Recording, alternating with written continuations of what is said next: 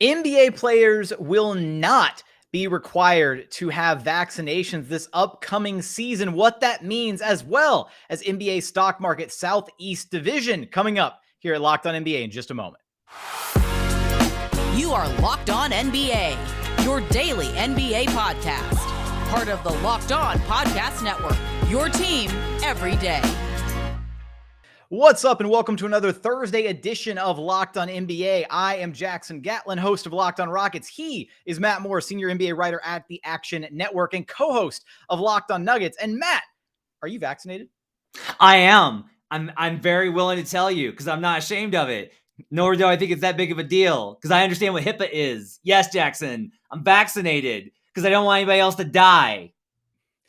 There we go. We're just diving in like head first today. I'm also vaccinated. I've been vaccinated since February.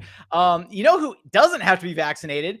NBA players. After all the precautions, all the safety measures, everything that the NBA tried to put in place with the bubble, first the bubble, restarting the season there, and then this past season with all the contact tracing and the having players quarantine and sit out and all of this. And for some reason, after all of this kerfluffle, all this drama, NBA players don't have to be vaccinated.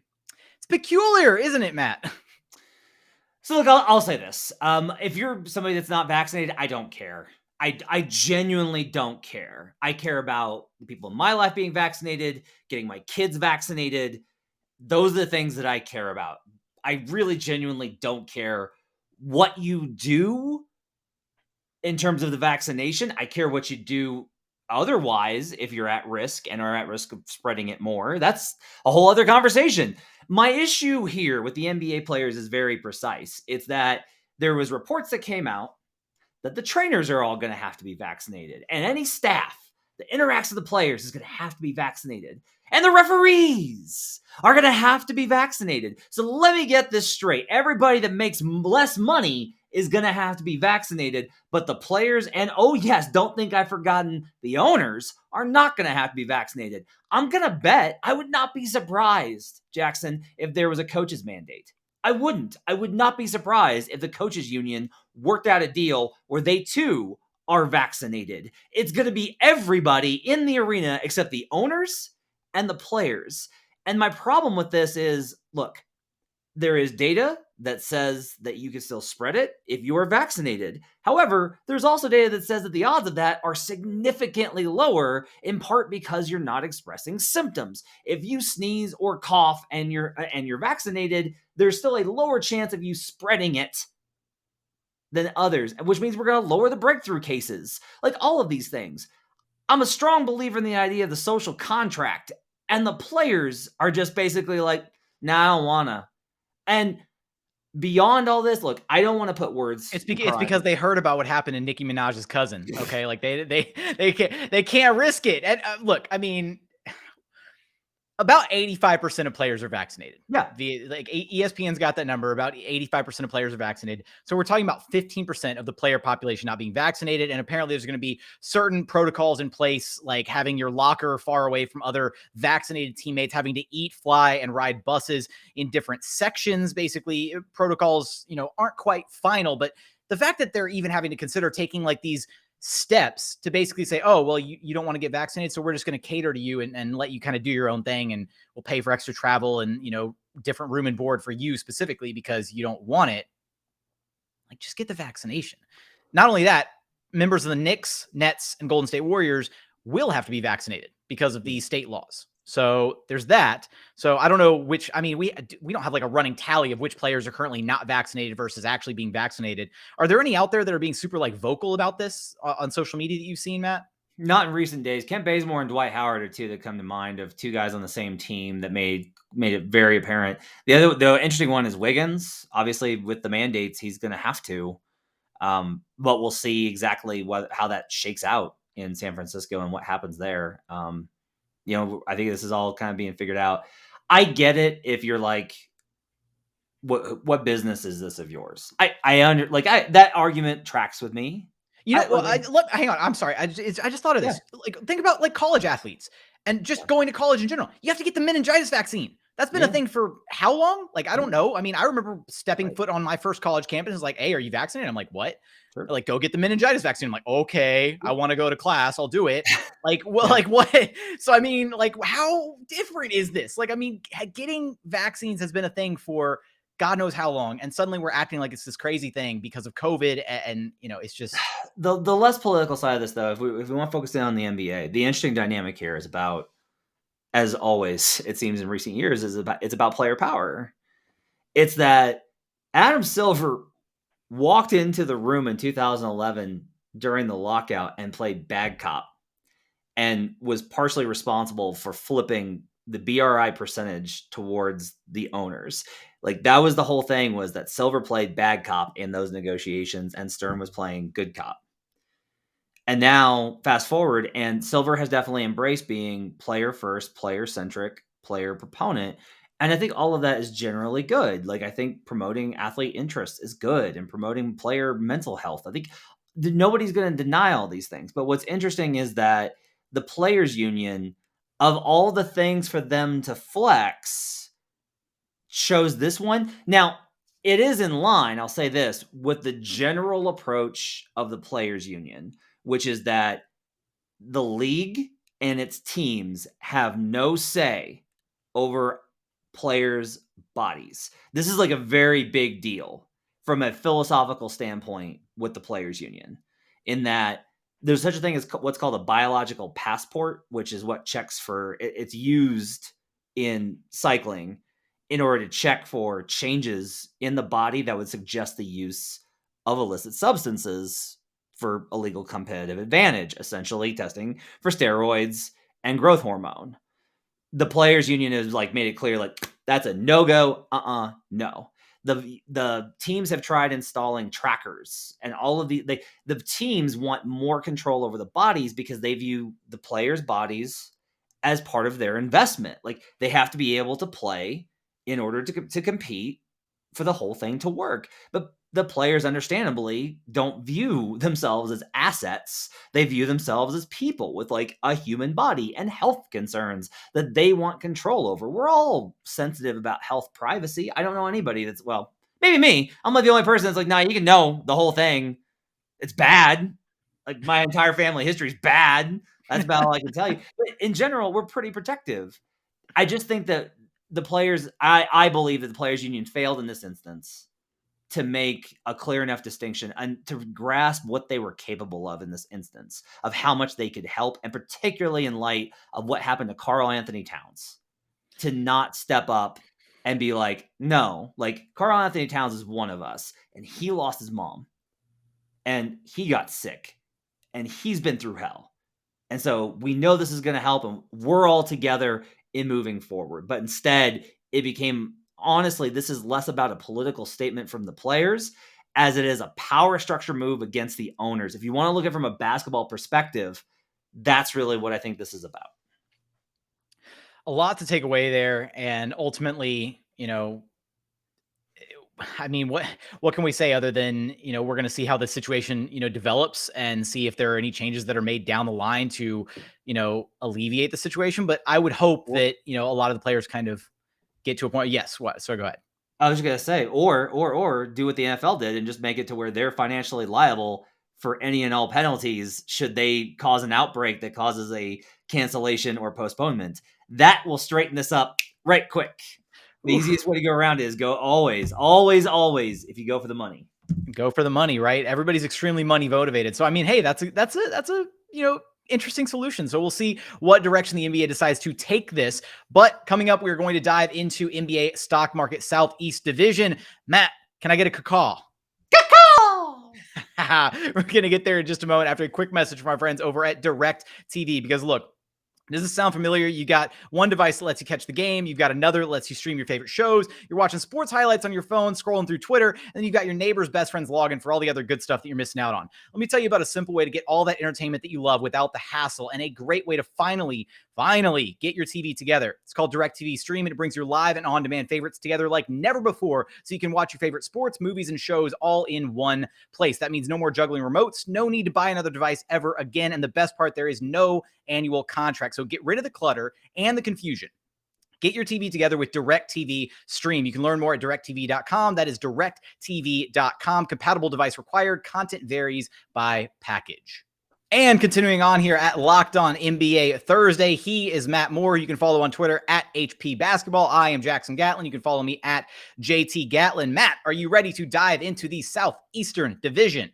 I'm very excited to do this one. I'm working on win total information for Action Network for my big previews. So I just got done doing this division, and I have a lot of information in my head that I'm ready to talk about. It's gonna be good. All right. Well, we're starting Hawks. I guess we'll talk about them a little bit before we decide whether we're buying, selling, shorting, or holding. How's that? Let's do it. All right. So ultimately, the Hawks, they kind of just focused on, keeping their core in place, right? I mean, they re-upped with John Collins, bringing back Lou Williams, Solomon Hill, re-up with Nate McMillan, who took over midway through last season, right? Trae Young get his extension, and basically just doubling down on the core that surprisingly made it to the Eastern Conference Finals. Kind of, shocked a lot of people there. So ultimately just kind of, doubling down on this current lineup that they have. And ultimately, I like the direction that they're going. They did the Clint Capella extension as well, right? Added 2 more years onto his deal. So they're really just investing in this young core, kind of a trio, I guess, of Trae, Collins, and is Capella the third in that trio? He's got to be the third in that trio. Bogdanovich, I would say. That's fair. I think it's actually a foursome. I think it's a foursome with Young, Collins. We love a good foursome, Matt. Capella and Bogdanovich. I think that's really like the core of it, right? Because like they committed serious assets to get both Capella and Bogdanovich, and then after a lot of back and forth last year, where Collins is fascinating to me because he had tension with Trae Young early on in the season. Like there was public disputes of like Collins being annoyed with Trae Young's play style. The Hawks shopped him pretty aggressively in the weeks leading up to the deadline, and then found that there wasn't an offer, and then it was quiet the week of the deadline. But the Celtics and the Mavericks did more than kick tires on John Collins. Like that was something that was in at least discussions that were at maybe second level of possible trade talks. Like the Hawks were seriously, I think, questioning whether or not they wanted to commit the money to keep him. They make this big run, and then Collins gets a huge contract and re-signs to stay with the Hawks.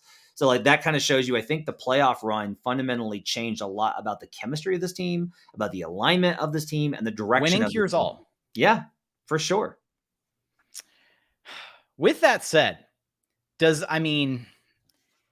there a possible future, right, where you're looking at the Hawks and a little bit of concern there, especially with maybe some of the history between Collins and the organization and that friction that did exist there? I think it's mostly my concern, I think, for this season is more about the defense, I think, because it topped out at 15th even after McMillan took over.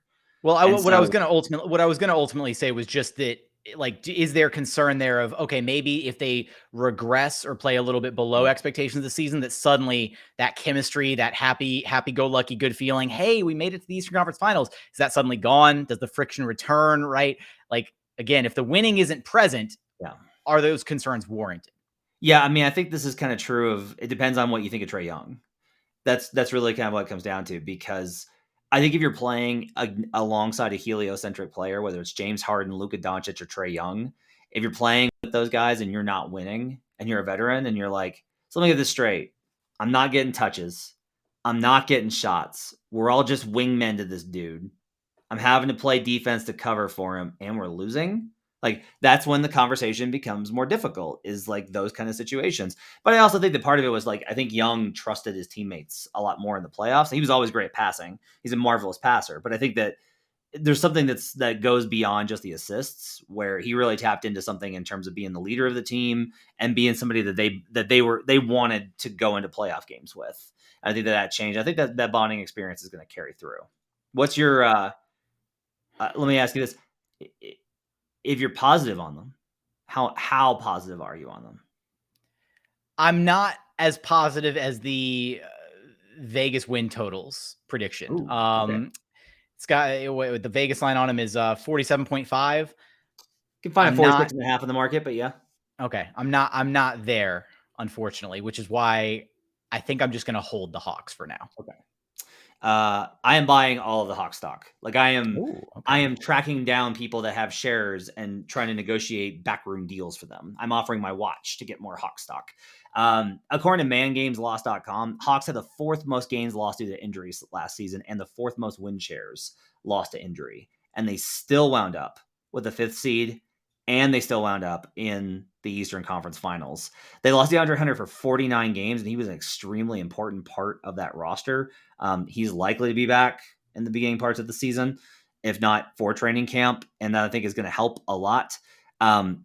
They lost Onyeka Okongwu, but they replaced him with Gorgie Jang, which he should be able to get him through until Okongwu is able to come back. And the little additions that they made, so for example, what you want is like you want a bench unit that can probably keep up offensively. And they added DeLon Wright and Sharif Cooper, who looked fantastic in Summer League.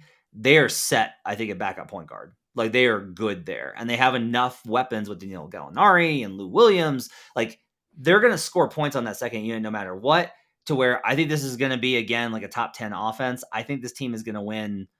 I like this team to win 50 plus games. I like this team to win the division.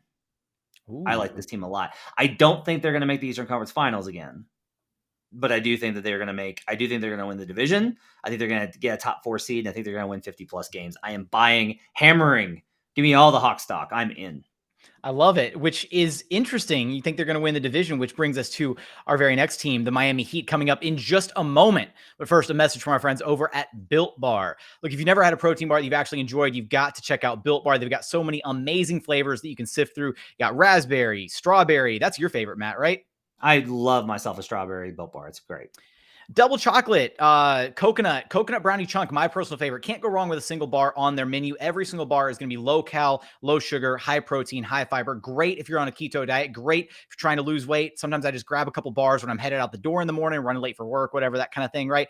They're great. Go check them out. Visit built.com, and don't forget to use promo code LOCKED15 to get 15% off your very next order. Again, that's promo code LOCKED15 for 15% off at built.com.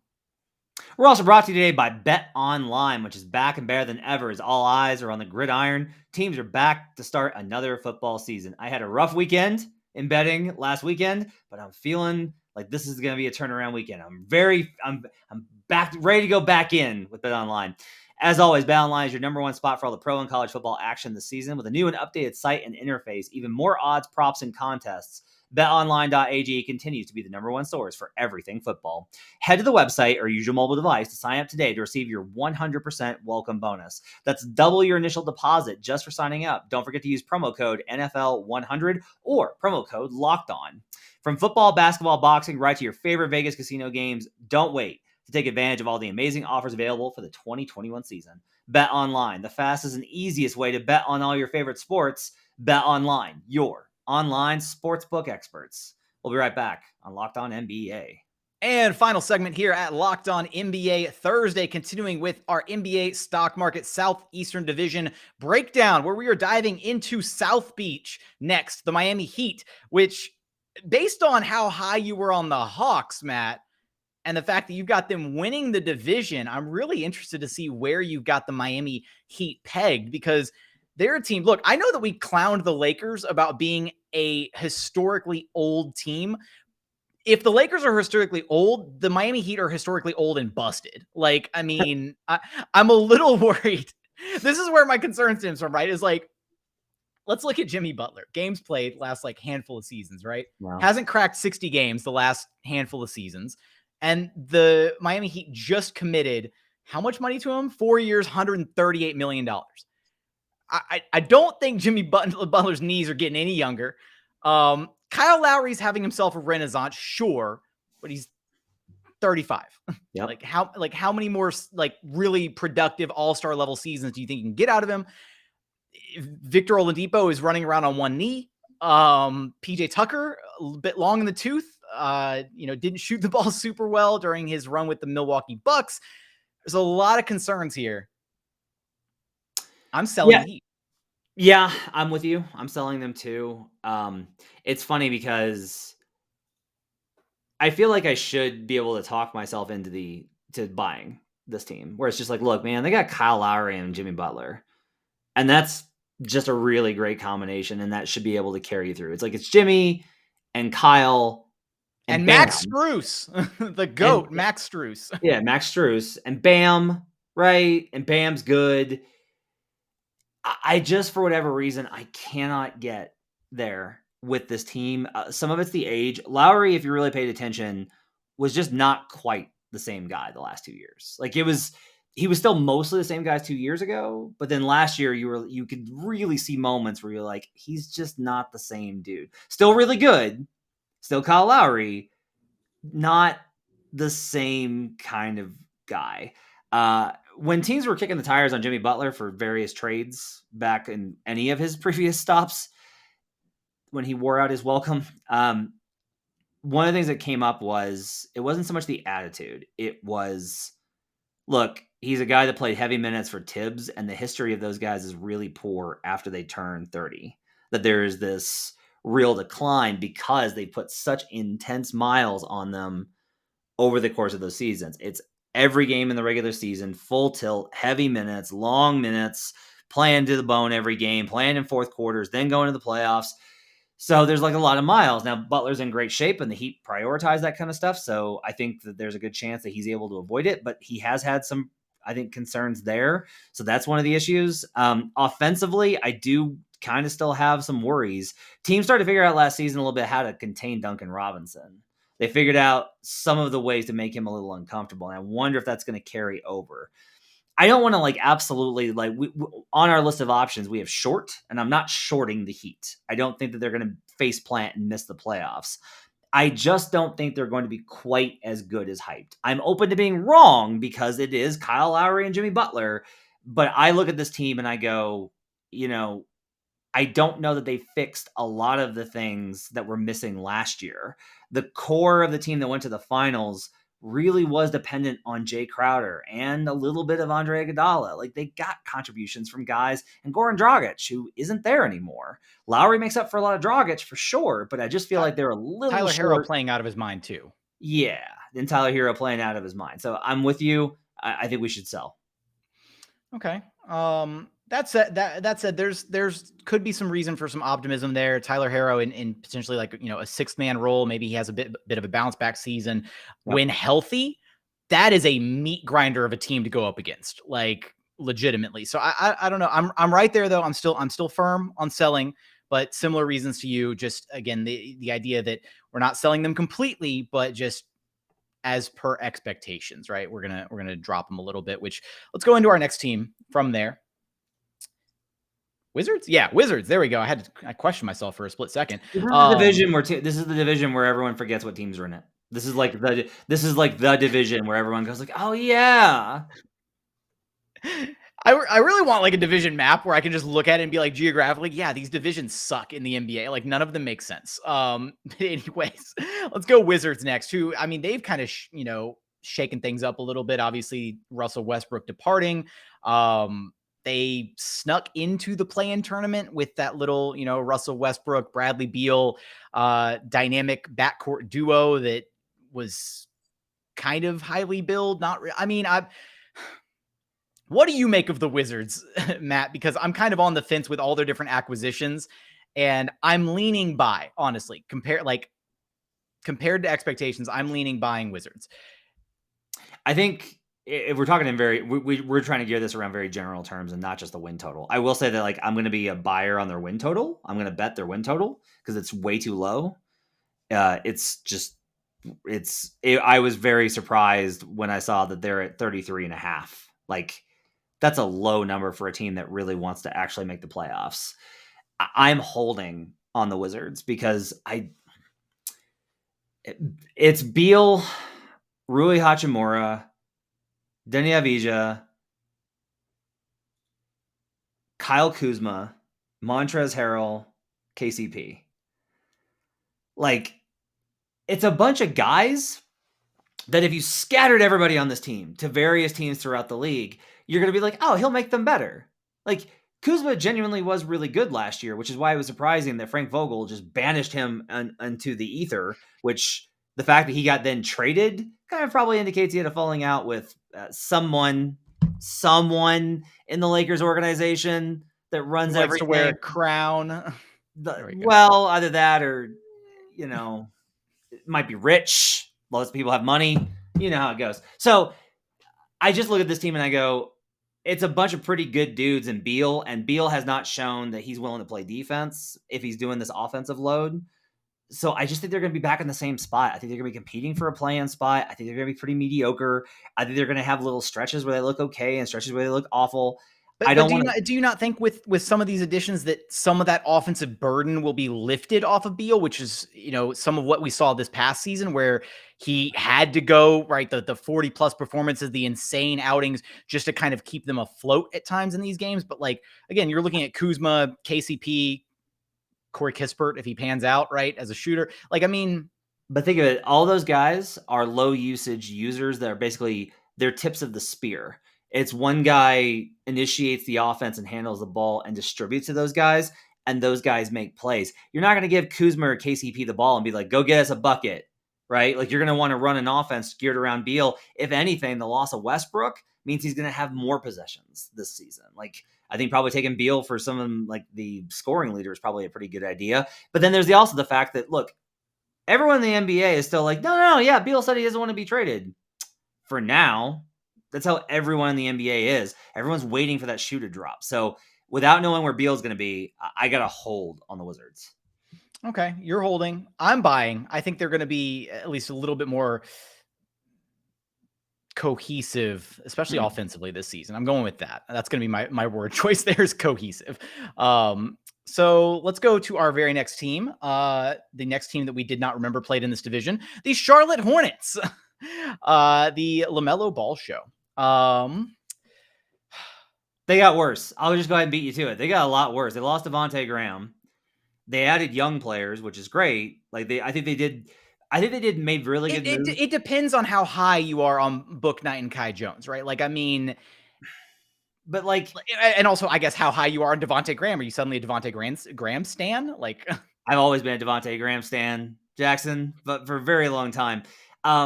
Here's a big one. Do you know who had the best net rating on this team last year? Cody Zeller. No kidding. LaMelo Ball and Gordon Hayward, when they had to play with Bismack Biyombo, got outscored by 12.8 points per 100 possessions. When they played with anyone who was not Bismack Biyombo, that pairing went to 4.7.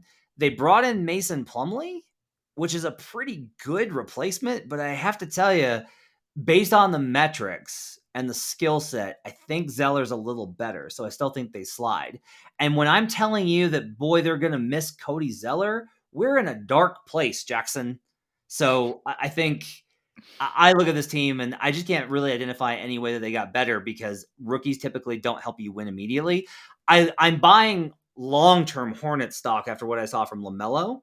I want to buy long-term Hornet stock because I think they'll swap Hayward for some sort of really good addition. But in the short term, I'm going to sell on the Hornets. I kind of want to short them. Okay. I think I'm going to short. I think I'm going to short the Hornets. I think you make some solid points there. I do think that I think the Hornets killed it in the draft. I think they had the second best draft besides the Rockets. Like when you look at who they brought in with Book Knight, Kai Jones, JT Thor, they did a really, really solid job overall.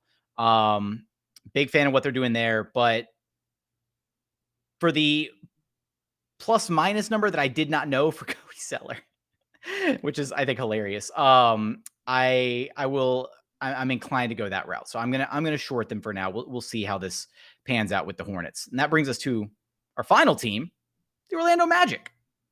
I remembered the Magic played in this division. I didn't even have to look at my chart on that one. Nice I'm proud job. of me. All right. I'm glad you know that the Orlando, Florida Magic are in the Southeast. Your sixth grade geography teachers must be very proud of you at this moment. When they're listening just beaming right now. They're so proud of him. All right. Magic have a lot of point guards. They have a lot of guards, and I thought the Rockets were going to be in hell trying to balance the ridiculous guard show that they have over there. And then John Wall, my saving grace, came out and said, "Nah, don't worry about it. I'm just gonna sit." I'm out. But we look at the Orlando Magic. They've got Jalen Suggs, Markelle Fultz, Cole Anthony, Michael Carter-Williams, RJ Hampton, Gary Harris, Terrence Ross. I mean, I guess they're going to like run some of those guys at the wings, but they did well in the draft. Jalen Suggs, Franz Wagner, great solid picks. I like those.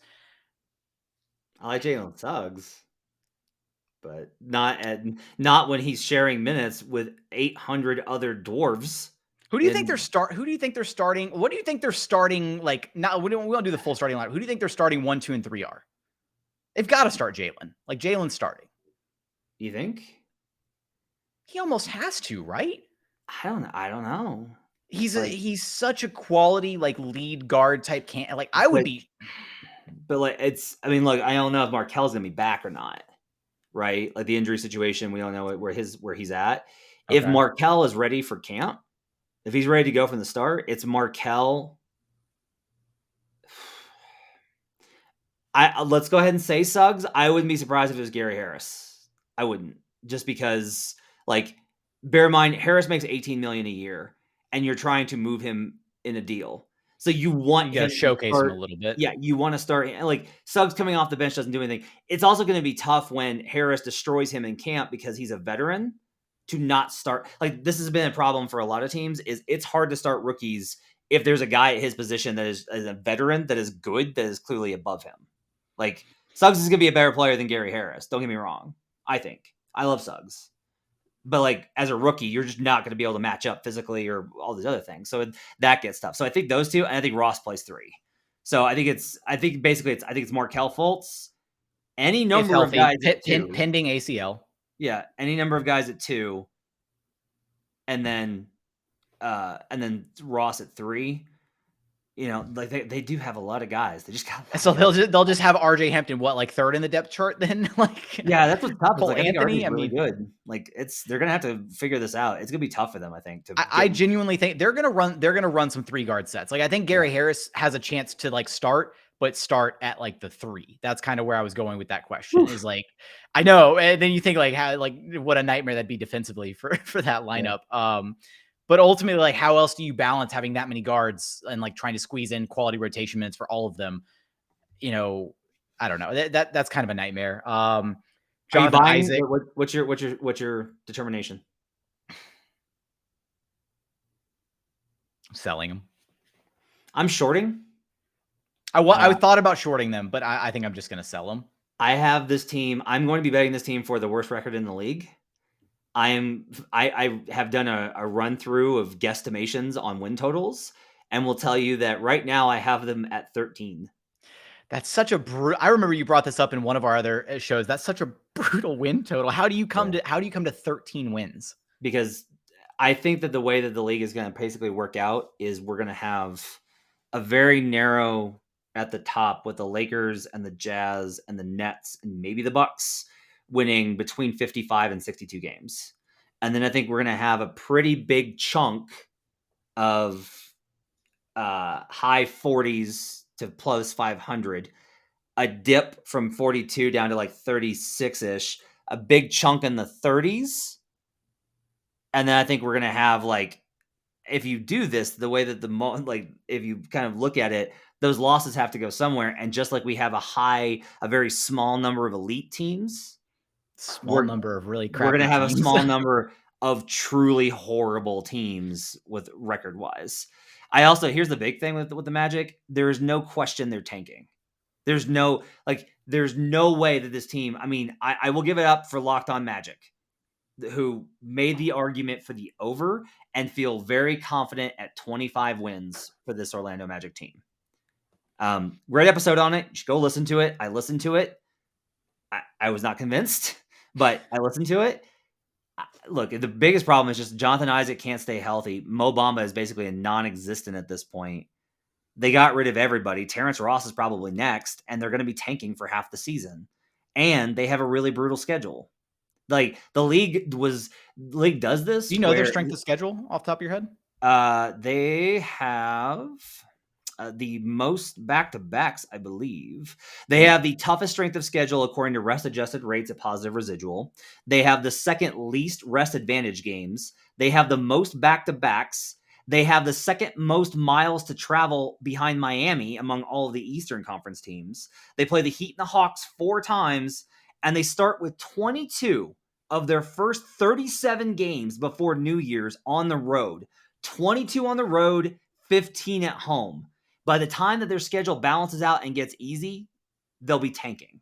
This team is going to lose a ton of games. I'm not saying that I can't buy them on the long term either, because I just don't know what this is going to look like. I don't know that Suggs is going to be a superstar, but for me, I think this team identifies pretty easily for me, and the win total backs us up as the worst team in the league. All right, well, there we have it. That brings us to the end of Get excited, Magic fans. Yeah, I mean, okay, who has it worse right now? Well, never mind. I was gonna say who has it worse between Magic fans and Kings fans, but then I was like, I feel like Kings fans just get demoralized because it's for different reasons. It's just tough. Yeah, like the Magic fans are still going to be like, we have Jalen Suggs, we have RJ Hampton, we're going to get another good pick. Maybe Wagner's better than he was in Summer League. There's reasons for optimism. With the Kings, it's like, hey, maybe Luke Walton will be so bad he gets fired, and then maybe De'Aaron Fox's trade request inevitably gets us a good player. That's where we're at. Yeah, and the Orlando Magic fans can tout the Holmgren and Banchero flags and all that good stuff, so that'll be fun for them. With that, that's going to do it. Matt, anything else before we wrap this one up? You can't call. You could call it at the end of last week so that we would know that we're going into Southeast. Yeah, but that's my final until we start the season probably. So I had to get one more in. I have to get fine. You've got your final call. Which stock market breakdown are we doing next week? Are we doing Atlantic or Central Division? When you do the Central Division, the Atlantic has to be the last because it's at the very end of the country. You see. All right. Well, hey, it looks like your middle school geography teacher would be proud of you as well. So with that, that's going to do it for today's episode. We appreciate you tuning in. If you haven't done so yet, be sure to follow and subscribe to the brand new Locked On NBA YouTube channel. Subscribe wherever you listen to your podcast, be it Apple, Spotify, Google, the brand new Odyssey app, free and available wherever you get your podcasts. As always, I have been Jackson Gatlin. You can follow me on Twitter at JT Gatlin. He is Matt Moore. You can follow him on Twitter at HP Basketball and check out all of his work over at the Action Network. Thank you so much for watching. Thank you for listening. We look forward to having you back right here at Locked On NBA Thursday. You are Locked On NBA, your daily NBA podcast. Part of the Locked On Podcast Network, your team every day.